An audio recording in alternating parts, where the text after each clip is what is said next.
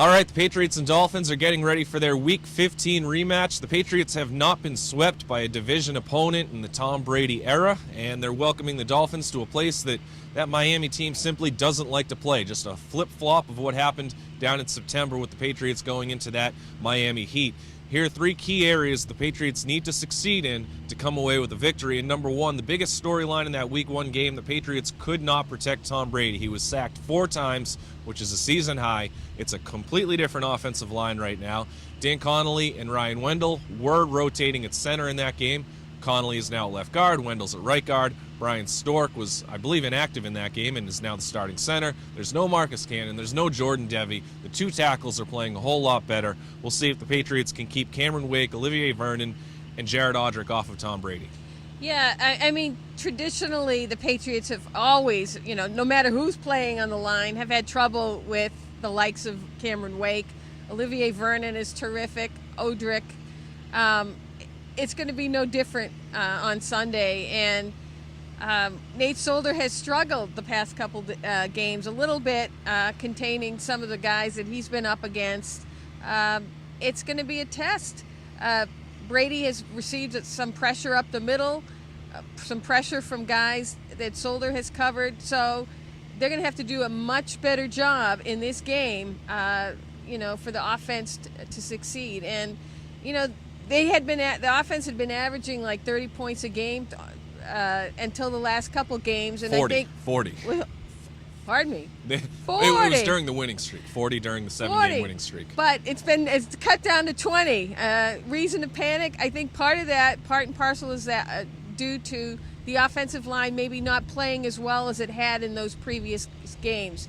They can't play like that against this Miami front if they want to beat the Dolphins. Number 2, which will also help Tom Brady, the Patriots cannot ignore the run like they did in the second half of that loss to the Dolphins, and which they've done throughout a few frustrating moments throughout the rest of the season too. I mean, you got to run the ball. The way LeGarrette Blount is running, the way Jonas Gray ran a month ago now, there's no excuse to back off from the ground game. I mean, it had multiple effects in that Week 1 loss. When they came out of the gates of the second half, they only ran 5 of their first 20 plays. I think it was 7 of 39 second half plays overall, but 5 of those first 20, the game was either in the Patriots' hands or they were only down by 1 possession. So there was no excuse to go away from the run. It allowed that entire group of backup linebackers to just guard against the pass. It allowed that front 4 to pin their ears back. And that's really, I think, the number one reason why that game got away from them. And the Dolphins aren't exactly the best team against the run going in. I mean, they're terrific. Their secondary is terrific against the pass. They're much more vulnerable against the run. I think that's where you attack them first. Give the ball to Blount, let him run, give it back to Jonas Gray. Remember him? Run the football, and don't, all of a sudden, if you don't get a couple yards for a while, abandon the run for quarters and halves of games. Stick with it. Pound the football. Hey, it's snowing. It's the time of year you run the football. This is exactly when LeGarrette Blount started to get hot last year, so we'll see if they start to feed him a little more. Remember, Blount had 50 yards from scrimmage in that opening drive against the Chargers. They get down to 2nd and goal from the 1-yard line, and they threw it twice. So again, this has just been a frustrating reoccurrence for the Patriots offense throughout the season. The other side of that, number 3, stop the run. The Patriots allowed 191 rushing yards to the Dolphins in Week 1.